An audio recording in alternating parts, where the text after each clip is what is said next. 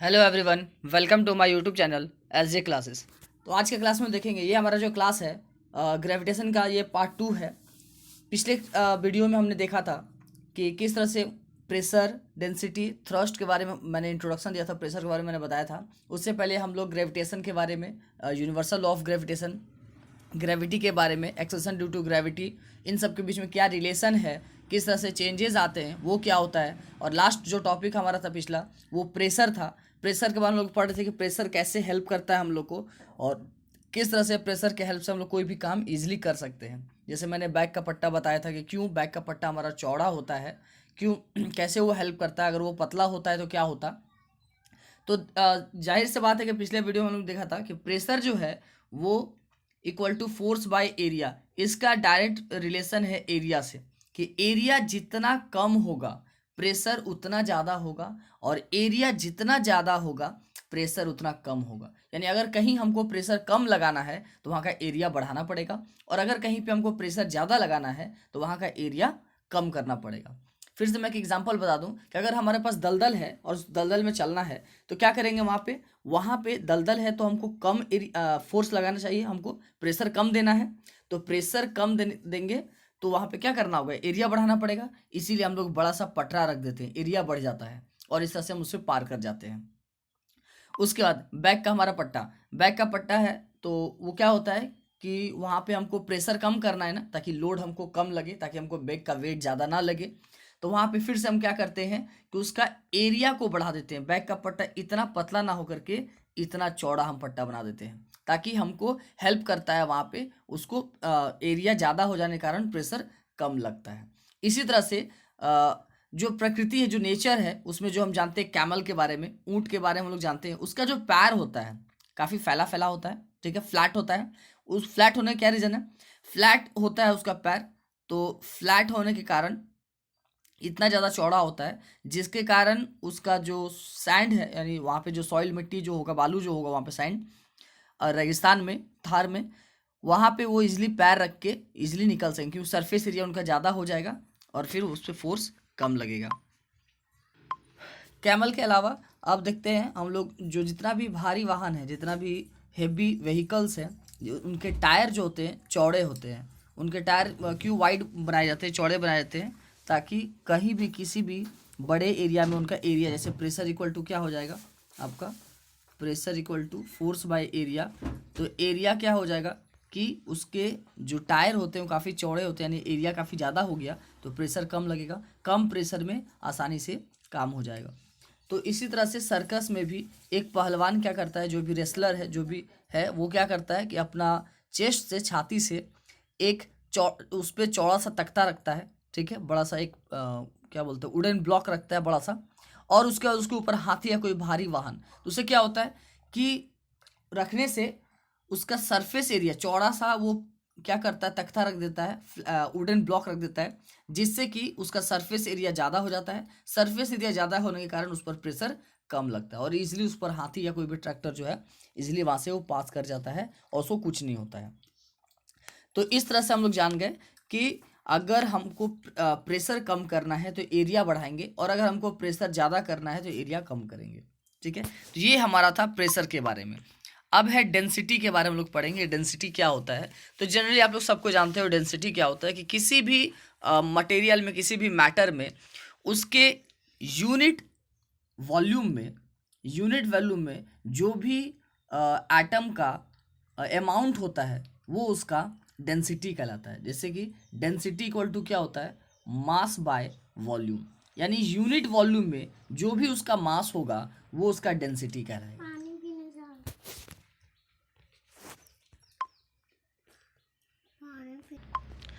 तो यही था हमारा density equal to mass by volume. तो डेंसिटी का अगर हम लोग निकालना चाहे कि इसका एसआई यूनिट क्या है, तो मास का एसआई यूनिट क्या होता है, केजी, और वॉल्यूम का क्या होता है, मीटर क्यूब। तो इसका हो गया केजी पर मीटर क्यूब, ये इसका वॉल्यूम हो गया, इसका आयतन हो गया, इसको सॉरी इसका डेंसिटी हो गया, ये डेंसिटी का एसआई यूनिट। उसके बाद अब हम लोग को पढ़ना है ये थ्रस्ट। ये बहुत किसी को डाउट होता है थ्रस्ट में, कि थ्रस्ट और प्रेशर में क्या डिफरेंस है। तो एक बात याद रखोगे कि अगर हमारा फोर्स हमारा अगर परपेंडिकुलर लगता है, फोर्स हमारा अगर अब देखोगे थ्रस्ट के बारे में, तो थ्रस्ट में क्या होता है कि जब भी किसी सरफेस एरिया पर परपेंडिकुलर फोर्स पड़ता है, ठीक है, परपेंडिकुलर फोर्स, तो उसको हम लोग थ्रस्ट यानी प्रणोद, इंग्लिश में प्रणोद बोलते हैं। यानी किसी भी सरफेस पे जो हमारा परपेंडिकुलर फोर्स आता है उसको हम लोग थ्रस्ट बोलते हैं। तो आए समझ में कि जो थ्रस्ट है, थ्रस्ट को हिंदी में, जो भी हिंदी मीडियम के बच्चे हैं उनके लिए जानना है कि थ्रस्ट जो होता है वो प्रणोद होता है। अगर हम लोग रिलेशन जानना चाहें कि थ्रस्ट और प्रेशर में क्या रिलेशन होता है, तो pressure equal to thrust by area, thrust by area, ये होता है रिलेशन प्रेशर और थ्रस्ट के बीच में। यानी अगर थ्रस्ट का फॉर्मूला और निकाले, थ्रस्ट का फॉर्मूला, तो थ्रस्ट इक्वल टू ये डिवाइड में हो जाएगा, मल्टीप्लाई में हो जाएगा, thrust equal to pressure into area, pressure into area thrust का वैल्यू हो गया। यानी एरिया को प्रेशर से मल्टीप्लाई करेंगे तो हमको थ्रस्ट मिल जाएगा। तो किसी भी सरफेस पे जितना उसका एरिया होगा उस पर जो परपेंडिकुलर फोर्स लग रहा है उसको हम लोग थ्रस्ट बोलते हैं। ठीक है, ये बात ध्यान से समझोगे, थ्रस्ट और प्रेशर में क्या डिफरेंस है। ठीक है, थ्रस्ट क्या होता है कि किसी भी पूरे सरफेस पे, ठीक है, ये पूरा सरफेस है, एक सरफेस नहीं, पूरे सरफेस पे परपेंडिकुलर जो फोर्स लगता है उसको हम लोग थ्रस्ट बोलते हैं। जबकि प्रेशर क्या होता है, प्रेशर किसी भी सरफेस का यूनिट एरिया पर, यूनिट एरिया, ठीक है, पूरे सरफेस पे नहीं, यूनिट एरिया पर, यूनिट एरिया पर जो फोर्स लगता है वो हमारा प्रेशर होता है। जब पूरे सरफेस पे जो फोर्स लगता है उसको थ्रस्ट, और जो यूनिट एरिया पे फोर्स लगता है उसको प्रेशर।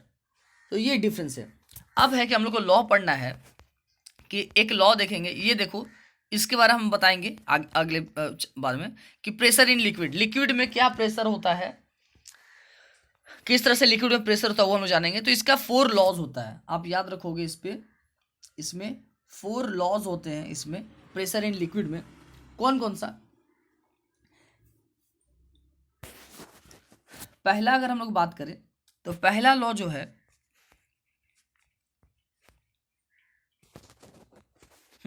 पहला लॉ के बारे में अगर बात करें फर्स्ट, तो जो हमारा लिक्विड है, लिक्विड मान लो ये कंटेनर है, ठीक है, इसमें हम लोग लिक्विड रख दिए, तो लिक्विड जिस कंटेनर में रखा हुआ है, लिक्विड जिस कंटेनर में हम लोग रखते हैं, यानी जो भी पानी है, द्रव है, जो भी रखते हैं हम लोग, ऑयल, वो जिस कंटेनर में रखे हुए हैं उस कंटेनर का जो इनर पार्ट है, इनर सरफेस जो है, ठीक है, और इस वाटर का, या फिर वाटर है या ऑयल है जो भी, उसके जो मॉलिक्यूल्स है, ठीक है, तो ये दोनों एक दूसरे पर फोर्स लगाते हैं। अगर इसको मैं थोड़ा सा बड़ा फिगर बनाऊं, सपोज करो ये बड़ा सा कंटेनर है, इसमें लिक्विड है, इस तरह से पूरा तरह फिल है लिक्विड, और ये ऊपर से हम लोग इसको बंद कर दिए, ठीक है, ऊपर से इसको हम पूरी तरह से क्लोज कर दिए।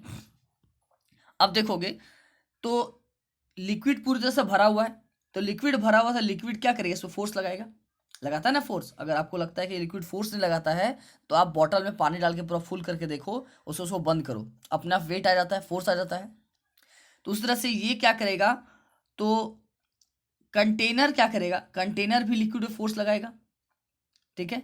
तो कंटेनर अंदर की तरफ और वाटर मॉलिक्यूल्स आपस में जो फोर्स लगाएगा, ये पहला लॉ बोलता है। पहला लॉ क्या बोलता है कि लिक्विड को जिस कंटेनर में रखेंगे हम, वो कंटेनर का जो बाहर का सरफेस है, आउटर सरफेस, और इसके अंदर के जो मॉलिक्यूल्स हैं, वाटर के अंदर के जो मॉलिक्यूल्स हैं, उसके हर एक पॉइंट पर फोर्स लगेगा, फोर्स नहीं प्रेशर लगेगा, ठीक है, प्रेशर, फोर्स नहीं प्रेशर लगेगा, ठीक है। ये बात याद रखोगे कि प्रेशर लगता है। कौन लगाता है, कंटेनर, कंटेनर अंदर में जो पार्टिकल्स है, किसके, लिक्विड के पार्टिकल्स पे प्रेशर लगाता है। ये पहला लॉ, कि जिस कंटेनर में लिक्विड रखा हुआ है उस कंटेनर का आउटर सरफेस, आउटर पार्ट, अंदर में जो लिक्विड है उसके हर एक पॉइंट पे, हर एक मॉलिक्यूल पे वो एक प्रेशर लगाता है। ये पहला नियम हो गया। दूसरा लॉ, जो लिक्विड है, लिक्विड के अंदर जो कोई भी एक पॉइंट ले लेते हैं, या फिर उसका वर्टिकल या हॉरिजेंटल हम लोग ले लेते हैं, तो उसके जितने भी पॉइंट्स हैं हॉरिजेंटल में या वर्टिकल में, उन सब पर जितने भी डायरेक्शन, उन सभी पर सेम प्रेशर लगता है। कहने का मतलब हम जो कंटेनर लिए थे, ये जो हमारा लिक्विड था, ठीक है, तो ये फोर्स लगा रहा है।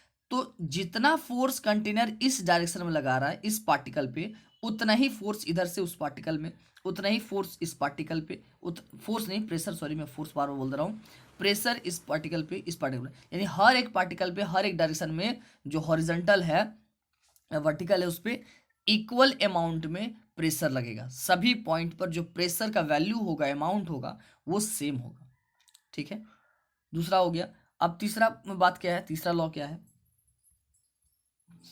तीसरा लॉ है कि जो लिक्विड हम लोग, लिक्विड क्या कर रहा है कि किसी भी पॉइंट पर, लिक्विड के किसी भी पॉइंट पर जो प्रेशर होता है वो उसके फ्रीली सरफेस पर उसके डेप्थनेस के डायरेक्टली प्रोपोर्शनल होता है। कहने का मतलब कि अगर किसी लिक्विड में जो भी प्रेशर लगाया जा रहा है, जो भी उसके इनर पार्ट में, इनर पार्टिकल में जो भी प्रेशर लग रहा है, वो प्रेशर, ठीक है, वो प्रेशर क्या होगा, वो प्रेशर डायरेक्टली प्रोपोर्शनल होगा किसके, वो उस पार्टिकल से कितना गहराई है, उसके गहराई से, हाइट भी बोल सकते हैं, डेप्थ बोल सकते हैं, डेप्थ।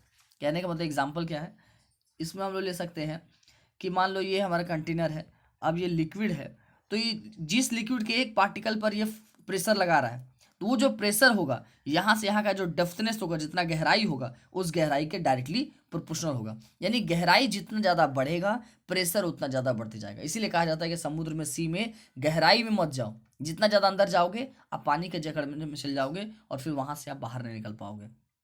तो गहराई बढ़ने से प्रेशर बढ़ता है, प्रेशर बढ़ने से फिर हमारा वेट कम हो जाता है। अगर प्रेशर होने लगेगा तो फिर हम लोग अंदर काम नहीं कर पाते, पानी के अंदर हमारा जो बॉडी है, जो भी हमारा सांस है, वो हम नहीं ले पाते।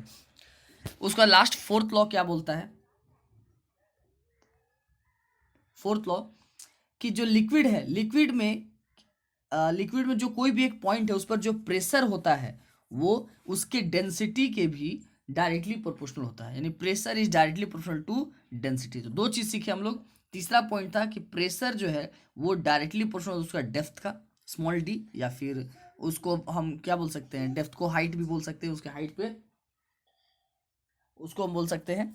तो ये हो गया हमारा चार रूल। तो चार रूल एक बार फिर से रिवाइज कर लेते हैं। पहला लॉ बोलता है कि जो भी हम कंटेनर ले रहे हैं उस कंटेनर में लिक्विड का आउटर सरफेस जो है लिक्विड पर फोर्स लगाता है, सॉरी प्रेशर लगाता है। दूसरा बात बोलता है कि जो प्रेशर लगाता है हर पार्टिकल पर, हर पॉइंट पर वो सेम प्रेशर लगाता है। तीसरा बात बोलता है कि जो भी प्रेशर है, ठीक है, लिक्विड में जो प्रेशर लग रहा है, लिक्विड में जो प्रेशर लग रहा है वो प्रेशर डायरेक्टली प्रोपोर्शनल होता है उसके गहराई के, डेप्थनेस के, डेप्थ का।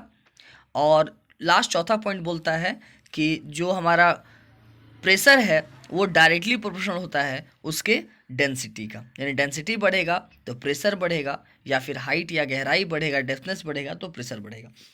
तो ये चीज़ हमारा चार लॉ है लिक्विड, प्रेशर इन लिक्विड में। ये चारों लॉ को, चार नियम को आप याद रखोगे, बहुत इंपॉर्टेंट है। क्वेश्चन आता है कि ये कौन सा नियम है, ठीक है।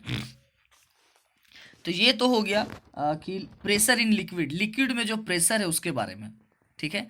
अब लिक्विड में जो प्रेशर है उसके कारण एक लॉ दिए, उस साइंटिस्ट का नाम है पास्कल। पास्कल ने कुछ नियम दिया। उन्होंने बताया कि जो क्लोज्ड लिक्विड है, क्लोज लिक्विड के किसी एक पार्ट पर जब हम प्रेशर लगाते हैं तो उसका जो संचरण है, उसका जो क्या बोलते हैं, कंडक्टिविटी है, वो ऑल डायरेक्शन में होता है। और इसी को हम लोग क्या बोलते हैं कि पास्कल लॉ, पास्कल लॉ बोलते हैं। पास्कल लॉ फिर से बार मैं बता दूं कि पास्कल लॉ क्या कहता है कि अगर कोई कंटेनर हम लिए हैं, उस कंटेनर में जो लिक्विड है, ठीक है, तो आउटर सरफेस क्या कर रहा है, उस लिक्विड पे फोर्स लगा रहा है, तो हर जगह से प्रेशर लग रहा है। तो जो प्रेशर लग रहा है वही कह रहा है कि लिक्विड के ऑल डायरेक्शन में, जितने भी डायरेक्शन है, वर्टिकल, हॉरिजॉन्टल, जो भी डायरेक्शन है, सभी डायरेक्शन में सेम फोर्स लग रहा है। जो फोर्स का अमाउंट, सॉरी प्रेशर का जो अमाउंट है वो इक्वल है, इक्वल अमाउंट पर लिक्विड में प्रेशर लगता है। और इसी लॉ को हम लोग बोलते हैं पास्कल्स लॉ। पास्कल्स लॉ हम लोग इसी को बोलते हैं कि किसी भी लिक्विड में जो भी जो भी प्रेशर लगता है वो चारों तरफ से सेम प्रेशर होता है। लेकिन हाँ, जो लिक्विड होना चाहिए वो क्लोज्ड, किसी भी क्लोज्ड कंटेनर में होना चाहिए, वो ओपन कंटेनर में नहीं होना चाहिए। और इसके ऊपर जो भी हम प्रेशर अगर लगा दें, कंटेनर क्लोज हो गया, अब इस पर प्रेशर लगा रहे हैं, तो प्रेशर लगाने से जो भी लिक्विड के एक पार्ट में प्रेशर लग रहा है वही चारों तरफ, चारों डायरेक्शन में फोर्स लगे, चाहे इधर लगे, चाहे इधर लगे, चाहे इधर लगे, चाहे इधर, किधर में भी सब तरफ इसका फोर्स जो है वो इक्वल होता है। ठीक है, फोर्स नहीं, प्रेशर इक्वल होता है।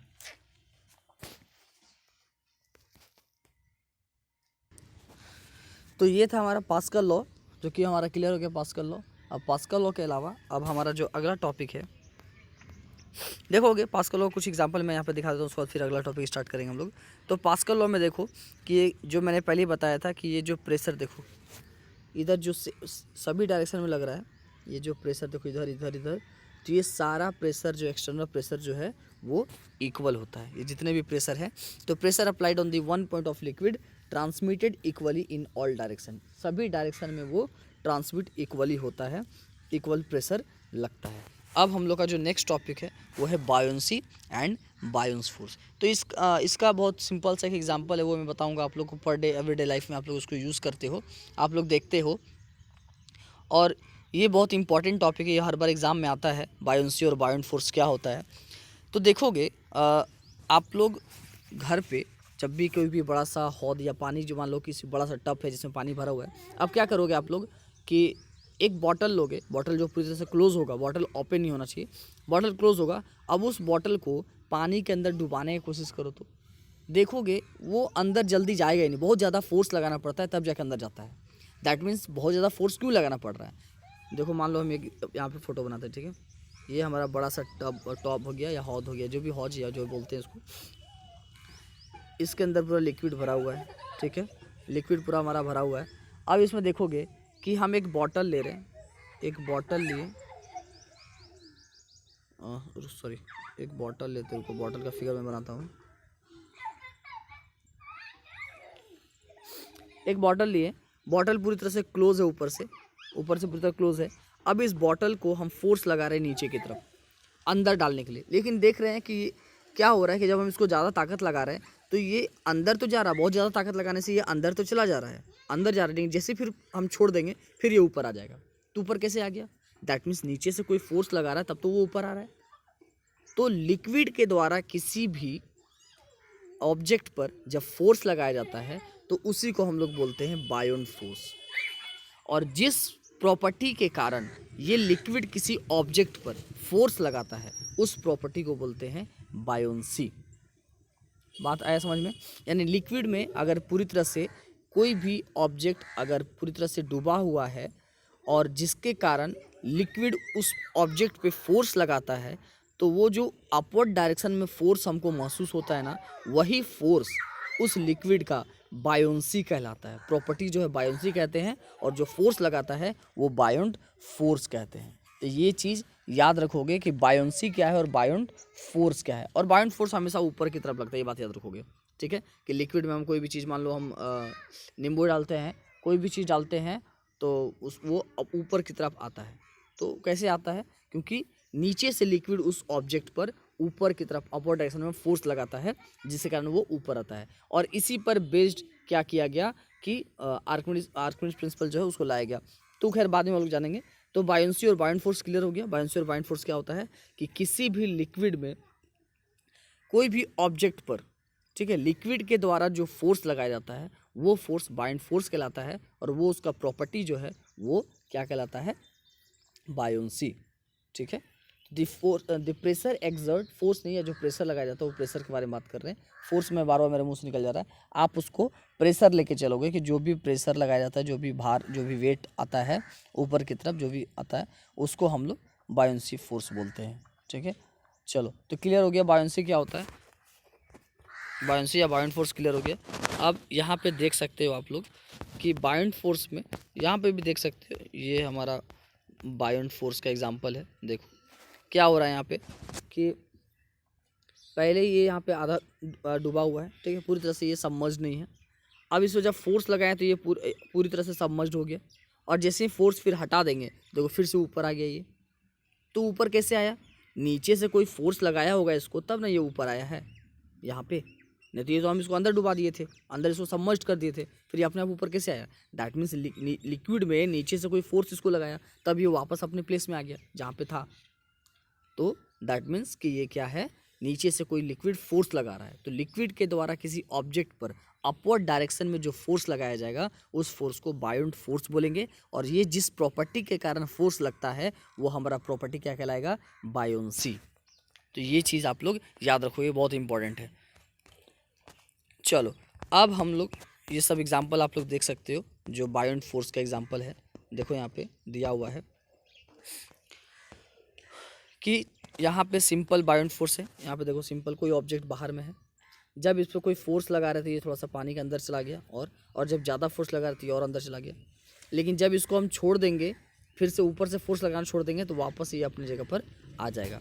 तो इस तरह से नीचे से जो फोर्स लग रहा है वो बाइंड फोर्स है। नीचे से जो फोर्स लगा रहे हैं हम उसको बाइंड फोर्स बोलते हैं। ठीक है,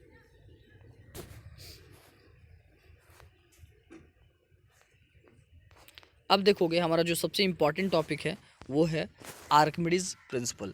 आर्किमिडीज प्रिंसिपल, बहुत कुछ कंफ्यूज करते हो कि आर्किमिडीज प्रिंसिपल और पास्कल लॉ सेम है। नहीं, पास्कल लॉ अलग है। पास्कल लॉ सिर्फ बताता है कि किसी भी लिक्विड में जो चारों तरफ प्रेशर लगता है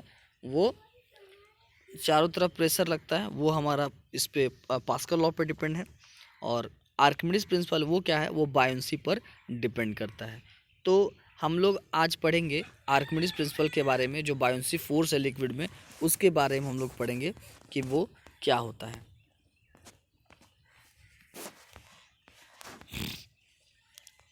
तो देखोगे क्या बोलता है, एक मिनट में फिगर ले लेता हूँ और कोई फिगर देखता हूँ। और कोई एक मिनट, नहीं और कोई फिगर नहीं है, ये एक फिगर है।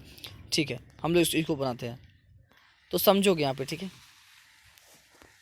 यहाँ पे समझोगे कि लॉ क्या कहता है।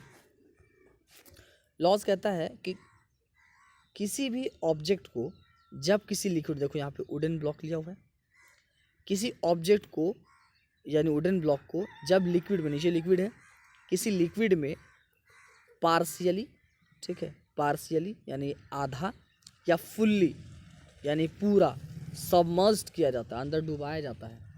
ठीक है, तो हमको उस जो भी वुडन ब्लॉक या जो भी ऑब्जेक्ट को डाल रहे हैं पानी में, वो आधा डूबा हो या पूरा डूबा हो, तो हमको महसूस होता है कि वो काफ़ी हल्का है पहले से। जब उसको पानी में नहीं डुबाए थे, मेरे हाथ में था, तब उसका वेट जो था उसकी तुलना में जब हम उसको पानी में डाल रहे हैं तो उसका वेट जो है वो अब कम लग रहा है। ठीक है, तो आर्किमिडीज प्रिंसिपल क्या बोलता है? आर्किमिडीज प्रिंसिपल ये बोलता है, समझोगे यहाँ पे, कि जो भी वुडन ब्लॉक, जो भी ऑब्जेक्ट लिक्विड हम डालते हैं, तो उस लिक्विड में डाले, तो अब लिक्विड में डाले तो उसका वेट में कुछ कमी आया, हमको लगा कि वो हल्का है, तो जो वेट में कमी आया, वो जो हल्कापन आया, वो वेट किसके इक्वल होता है? ये लिक्विड, जब हम इस ऑब्जेक्ट को डाले थे पानी के अंदर, तो क्या किया होगा? कुछ अमाउंट वाटर को उसके जगह से डिस्प्लेस किया होगा, कुछ वाटर का जगह लिया होगा। अब आप सोच रहे हो सर कहाँ जगह लिया हो, तो अंदर में है। तो खुद सोच के देखो, एक एग्जांपल लो कि मान लो ये हमारे पास ग्लास है, ठीक है, इसमें पूरी तरह से पानी भरा हुआ है। अब बताओ इसमें से वुडन ब्लॉक इसमें डालेंगे तो पानी बाहर गिरेगा कि नहीं गिरेगा? पानी बाहर गिरा, क्यों? क्योंकि वुडन ब्लॉक जो जगह लिया, जितना जगह लिया उतना पानी वो बाहर गिरा दिया, गिरेगा ना। तो उसी तरह से यहाँ पर वुडन ब्लॉक जब हम डाल रहे हैं तो ये पानी का, कुछ पानी को हटा के उसका जगह लेगा, तो जो अमाउंट, जितना अमाउंट उस वाटर को डिस्प्लेस किया है, उसका वेट, वो वेट उसी के इक्वल होगा जो वुडन ब्लॉक के वेट में कमी आया है। वुडन ब्लॉक के वेट में कमी मतलब ये कि वुडन ब्लॉक को डालने से पहले उसका वेट कुछ और होगा, लेकिन जब इसको पानी में डाल रहे थे, हम लोग खुद महसूस करते हैं किसी चीज़ को जब पानी में डालते हैं तो पहले से वो हल्का महसूस होता है। ठीक है, तो उसके वेट में कमी आया ना, तो उसके वेट में जितना कमी आया, वो वेट का कमी जो वेट है वो किसके इक्वल होगा? पानी जो उस पर प्रेशर लगाया, जो फोर्स लगाया, वो इसके इक्वल होगा। जितना अमाउंट ऑफ वाटर हटा, अमाउंट ऑफ वाटर, इसमें लिक्विड डाल रहे थे तो अमाउंट ऑफ वाटर उसमें हटा ना, और उस पर जो वेट में कमी है, दोनों आपस में इक्वल होगा। दैट मीन्स कि आपको याद रखना है कि किसी भी ऑब्जेक्ट को जब हम पानी में डालते हैं तो उस ऑब्जेक्ट के द्वारा जो भी पानी हटाया गया है, उस पानी का वेट उस ऑब्जेक्ट के वेट में आए कमी के इक्वल होता है। और इसी लॉ के कारण हम क्या कर पाते हैं कि पानी में स्विमिंग कर पाते हैं। ये बात याद रखोगे। और जो शिप है, जो भी शिप, इतना बड़ा शिप जो है, वो सब इसी पर काम कर पाता है। क्यों? क्यों हम लोग भी देखो जब पानी में तैरते हैं, स्विमिंग करते हैं, तो क्या करते हैं, अपने हाथ से आगे से पानी हटाते हैं और हम आगे अपने बॉडी को आगे बढ़ाते हैं। दैट मीन्स क्या कि हम अपने हाथ से उस पानी का अमाउंट को कम कर रहे हैं और उस जगह पर हम अपने आप को लेके जा रहे हैं। तो इस तरह से उतना वेट का पानी हमको हटाना पड़ता है। उसी तरह सिप जब देखोगे, सिप इस तरह का सिप जो होता है, सिप जो यहाँ पे होता है, तो सिप जब इस तरह पानी में देखोगे जाता है यहाँ पे इसमें, तो देखोगे पानी इस तरह आगे फेंकते हुए आगे बढ़ता है। पानी आगे तो क्या करता है कि वो आगे का पानी को डिस्प्लेस करते रहता है और उसका जितना वेट है उस वेट के बराबर वो अपना, यानी उसका जितना वेट है उतना वाटर को वहाँ बाहर फेंकता है, तभी वो वहाँ पे ले पाता है। तो दैट मीन्स कि सिंपल है, जो हमारा आर्किमिडीज प्रिंसिपल है वो यही कहता है कि किसी भी ऑब्जेक्ट को अगर हम पार्शियली या फुल्ली पानी में इमर्ज करेंगे, अंदर डालेंगे, तो क्या होगा कि उस ऑब्जेक्ट के वेट में जो कमी आएगा, जो भी कमी लगेगा कि यहाँ हल्का लग रहा है, तो जितना वेट में कमी लगेगा वो किसके इक्वल होगा, उस ऑब्जेक्ट के द्वारा हटाए गए पानी के वेट के बराबर। वो ऑब्जेक्ट जितना पानी हटाया था उसके वेट के बराबर लगेगा। तो ये बात हमेशा याद रखोगे, ठीक है। इसी को आर्किमिडीज प्रिंसिपल बोलते हैं। देखो यहाँ पे दिया गया है कि ये यहाँ पे देखो इसको डाला गया है पार्शली, या फिर ये फुल्ली डाला हुआ है, पूरी तरह से ये डाला हुआ है, ठीक है। चलो अब हम लोग देखते हैं कि यूजेस क्या क्या है, यूजेस जो है वो यूजेस क्या क्या है। अच्छा, इसी में एक चीज़ मैं बता दूं आप लोग को, एक चीज़ जान लोगे कि कोई भी ऑब्जेक्ट जो है, कोई भी ऑब्जेक्ट पानी के अंदर डूबता कब है और ऊपर तैरता कब है। तो इसमें सब, अच्छा मैं जब डेंसिटी मैंने पढ़ा है तब मैंने नहीं बताया ना, यहाँ पे डेंसिटी के बारे में, इसका रीज़न है डेंसिटी या वेट। तो डेंसिटी क्या होगा कि अगर ऑब्जेक्ट का डेंसिटी पानी के वाटर के डेंसिटी से कम होगा तो वो ऊपर में तैरेगा, स्विमिंग करेगा। लेकिन अगर पानी का डेंसिटी ऑब्जेक्ट के डेंसिटी से कम हो जाएगा, यानी ऑब्जेक्ट का डेंसिटी ज़्यादा हो जाएगा, तो वो अंदर डूब जाएगा, ठीक है। यही रीज़न है कि जो कील है वो पानी के अंदर डूब जाता है, लेकिन लकड़ी का वुडन ब्लॉक ऊपर में तैरता है। क्यों? वुडन ब्लॉक का डेंसिटी वाटर के डेंसिटी से कम होता है, इसीलिए ऊपर में तैरता है, स्विम करता है। लेकिन जो कील है, जो नेल है, उसका डेंसिटी वाटर के डेंसिटी से ज़्यादा होता है, इसीलिए वो अंदर डूब जाता है, सबमर्ज्ड कर जाता है। तो यही हमारा मेनली रीज़न है। अब देखेंगे हम लोग कि इसका यूज़ लिक्विड में जो बायोंसी फोर्स है, बायोंसी है जो प्रॉपर्टी है, उसका हम लोग यूज़ देखेंगे कि क्या क्या इसका यूज़ है। तो जनरली हम लोग देखते हैं सबसे पहला कि जो जहाज़ है, ठीक है, जो एरोप्लेन है या प्लेन जो है, वो उसमें क्या होता है, हम लोग जानते हैं कि जो आयरन है, लोहा जो है, उसका डेंसिटी, आयरन का डेंसिटी वाटर के डेंसिटी से ज़्यादा होता है कि नहीं होता है। आयरन का डेंसिटी वाटर के डेंसिटी से ज़्यादा होता है। तो मैंने पहले बताया था कि जिसका डेंसिटी ज़्यादा होगा वो क्या करेगा, पानी में डूबेगा। और यही रीज़न है कि लोहा जो है वो पानी में डूब जाता है, पानी में डूब जाता है। लेकिन अगर लोहे का एक टुकड़े को पीट कर उसको नाव का आकार देते हैं, ठीक है, उसको नाव का आकार बना देते हैं, तो ये पानी में तैर सकता है। कैसे तैर सकता है? वो तैरेगा क्योंकि देखो ये शिप का डिज़ाइन हो गया, शिप का ऐसा कुछ डिज़ाइन होता है, शिप तैरे। तो क्या होगा कि यहाँ देखो ये सरफेस एरिया काफ़ी कम है यहाँ पे, और ये तो काफ़ी ऊपर पार्ट, ये टच में तो आता नहीं है। अब ये क्या करता है, यहाँ से पानी को डिस्प्लेस, जितना दूर है उतना दूर पानी को डिस्प्लेस करता है। तो ये जब पानी में आता है तो इसके वेट में कमी आएगी। हम लोग अभी जस्ट पढ़े आर्किमिडीज प्रिंसिपल कि किसी भी ऑब्जेक्ट को पार्सली या फुल्ली सबमर्ज्ड करते अंदर डालते हैं तो उसके वेट में कुछ कमी आता है। तो शिप को जब पानी में रख रहे थे तो उसके वेट में कमी आया होगा। तो जो कमी आया उसके वेट में, ठीक है, वो वेट, और ये शिप चलता है तो इसमें से वाटर को फेंकता है ये आगे की तरफ। तो जितना वाटर फेंकता है उसका अमाउंट इस वेट में कमी के इक्वल होना चाहिए, तभी ये शिप ऊपर में तैर सकता है। अगर ये उतना अमाउंट का वाटर को वहाँ से डिस्प्लेस नहीं कर पाया, हटा नहीं पाया, तो ये अंदर डूब जाएगा। इसीलिए काफ़ी स्पीड से ये पानी आगे की तरफ फेंकता है, ताकि जितना इसका वेट में कमी आया है उतना अमाउंट का वाटर को वहाँ से डिस्प्लेस कर सके, हटा सके, और ताकि उसका खुद जगह वो ले सके। तो ये सब है। फिर मनुष्य जो हमारा ह्यूमन बींग्स, हम लोग पानी में लोग तैरते हैं, तो वो भी क्यों तैर पाते हैं? क्योंकि हमारा जो बॉडी है वो पानी के डेंसिटी से कम होता है, हमारे बॉडी का डेंसिटी पानी की डेंसिटी से कम होता है, लेकिन हमारा जो हेड है, सिर जो है, उसका डेंसिटी ज़्यादा होता है। इसीलिए हमेशा हम अपना सिर को जब ऊपर रखते हैं तब तक हम तैर पाते हैं, और जैसे सिर को नीचे करते हैं तो हम लोग डूब जाते हैं अंदर। इसीलिए हम लोग उसमें वाटर में तैर पाते हैं, और हम लोग जो अपने हाथ से वाटर का अमाउंट को डिस्प्लेस करते हैं वो अमाउंट किसके इक्वल होता है, हमारे वेट में जो कमी आया है उसके इक्वल होता है। ये बात याद रखोगे।